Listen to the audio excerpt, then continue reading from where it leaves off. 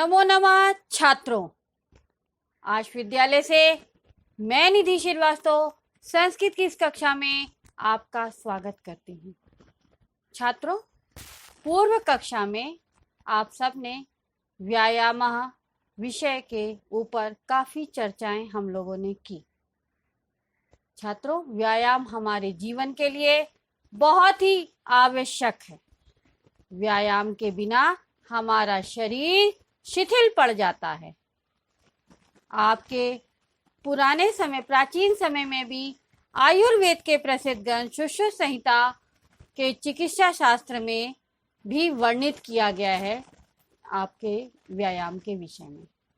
और सुश्रुत जी ने व्यायाम के ऊपर काफ़ी लंबा चौड़ा श्लोक लिखा है, बहुत सारे अध्याय लिखे हैं।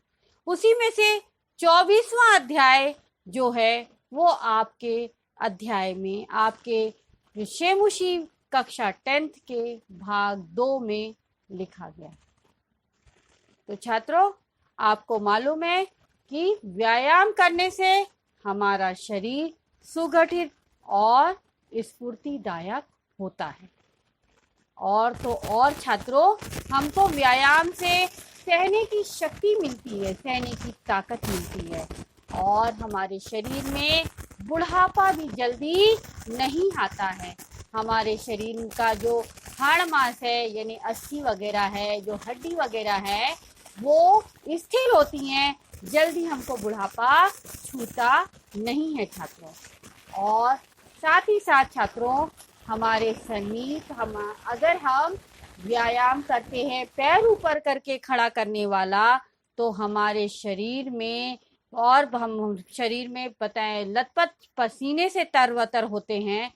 तो जिस प्रकार से शरीर गरुड़ पक्षी के पास सर्प नहीं आते, उसी प्रकार से आयु रूप और गुणहीन को व्यायाम गुणहीन बताता है, अर्थात सुदर्शन करता है। तो छात्रों, आपको व्यायाम करना बहुत जरूरी है। इसी बात पर आधारित यह अध्याय क्लास 10 संस्कृत तृतीय पाठा व्यायाम सर्वदा पथ्य का 7वां भाग। आइए छात्रों, देखते हैं प्रस्तुत पाठ में हिंदी भाषा में अर्थ, अन्वय, शब्दार्थ, संधि विच्छेद और प्रश्नोत्तर पर प्रकाश डाला है। श्लोक नंबर 7 छात्रों, ध्यान से सुनिएगा श्लोक। व्यायामं कुर्वतो नित्यं विरुद्धम अपि भोजनम विदग्धम वा निर्दोषम परिपच्यते। छात्रों, श्लोक करने के बाद हमको इसका अन्वय करना होता है और अन्वय करने के लिए हमको कर्ता, कर्म, क्रिया और इनके विशेषण को उनकी विभक्तियों के साथ में सही ढंग से एक ही क्रम में नियोजन करना ही अन्वय कहलाता है। ये इसका नियम है। तो आइए श्लोक का हम लोग अन्वय करते हैं छात्रों। नित्यं व्यायामं कुर्वतो विरुद्धम भोजनमपि विदग्धम अविदग्धम। तोड़ दिया है, वो विदग्धम जो था शब्द उसको हमने 2 भागों में तोड़ा है, विदग्धम अविदग्धम वा निर्दोषम परिपच्यते।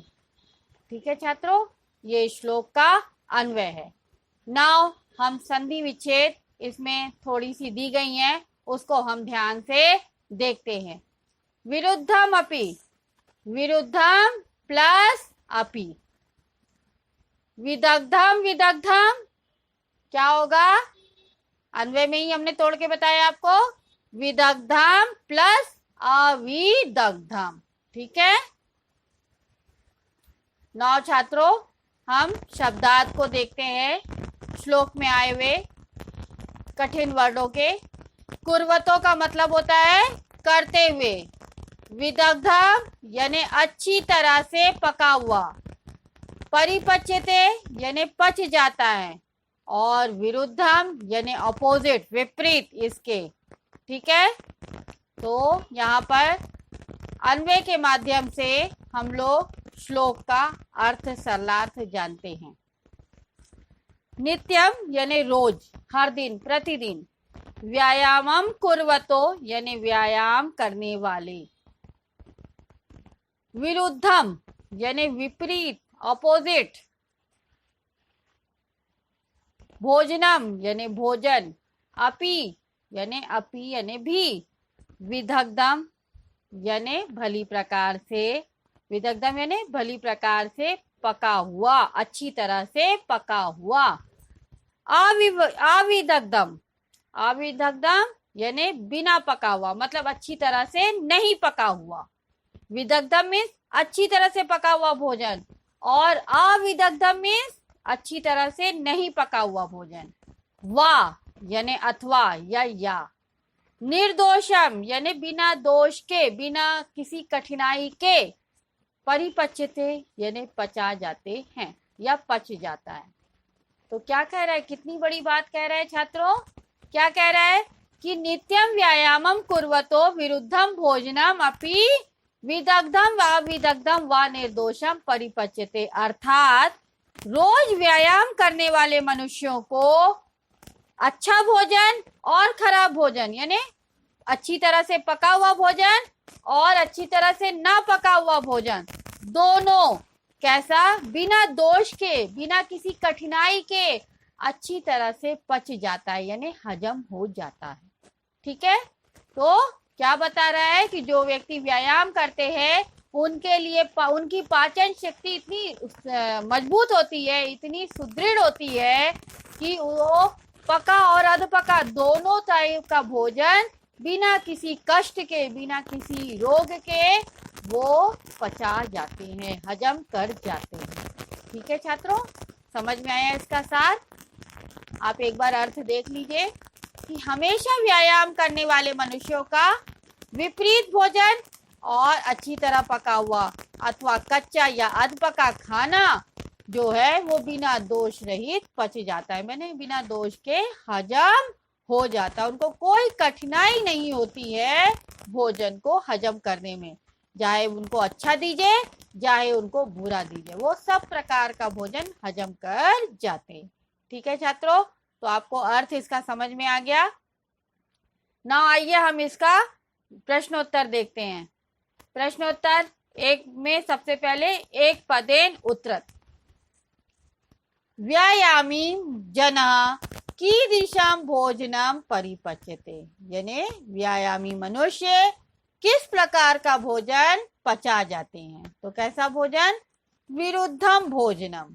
ठीक है, यानी जो विरुद्ध होता है उसको भी वो पचा जाते हैं।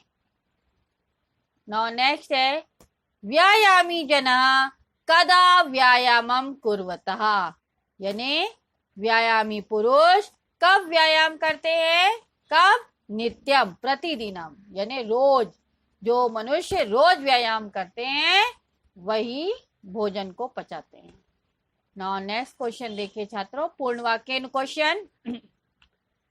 विदग्धम अविदग्धम भोजनम व्यायामी नरा कथमेव परिपच्यते, यानी पका हुआ और अधपका भोजन व्यायामी मनुष्य किस प्रकार पचा जाते हैं।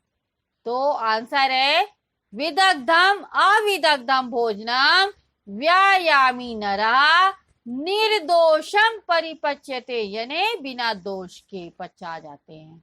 तो विदग्धम और अविदग्धम यानी कच्चा और अधपका और पका हुआ भोजन व्यायामी मनुष्य दोष रहित पचा जाते हैं। ठीक है, नाउ नेक्स्ट क्वेश्चन देखिए छात्रों, निर्देशानुसारम उचितम उत्तरत लिखत, यानी जो आपको बोला जाएगा, ग्रामेटिकल क्वेश्चन इसमें आते हैं, ऑप्शन दिया जाता है। यहाँ पर हम आपको ऑप्शन नहीं डायरेक्ट आंसर पूछ रहे हैं। तो पहला क्वेश्चन देखिए छात्रों, व्यायामी नरः अन्योपद्यो विशेषण पदम किम, यानी व्यायामी नर, दो वर्ड दिए गए। ठीक है, इन दोनों वर्डों में से, वर्ड यानी शब्द, इन दोनों शब्दों में से कौन सा शब्द विशेषण है, एडजेक्टिव है। तो उत्तर क्या हुआ छात्रों, व्यायामी। इति विशेषणम पदम अस्ति, क्योंकि नरः तो विशेष है, क्योंकि नाउन है, और एडजेक्टिव मनुष्य का, नरः का व्यायामी बता रहा है, इसलिए यहाँ पर व्यायामी जो है शब्द वो क्या है, एडजेक्टिव है। ठीक है छात्रों, तो आपको ये श्लोक यहाँ पर अच्छी तरह से समझ में आ गया होगा। आज आपने छात्रों पढ़ा कि जो व्यक्ति रोज व्यायाम करता है तो वो पका भोजन और अधपका भोजन, या खराब भोजन और अच्छा भोजन, दोनों तरह के भोजन को वो आसानी से हजम कर जाता है, उसको कोई कठिनाई या कोई प्रॉब्लम नहीं आती है, ना पहले ना बाद में। ठीक है छात्रों, तो आपको ये श्लोक अच्छी तरह से समझ में आ गया होगा। अगर आपको इस श्लोक में कोई भी डाउट है तो आप आश विद्यालय के ऐप्स को लाइक करके क्वेरी में जाकर अपना डाउट पूछ सकते हैं। मैं आपका जवाब जल्द से जल्द दूंगी। तब तक के लिए धन्यवाद छात्रों। नमो नमः।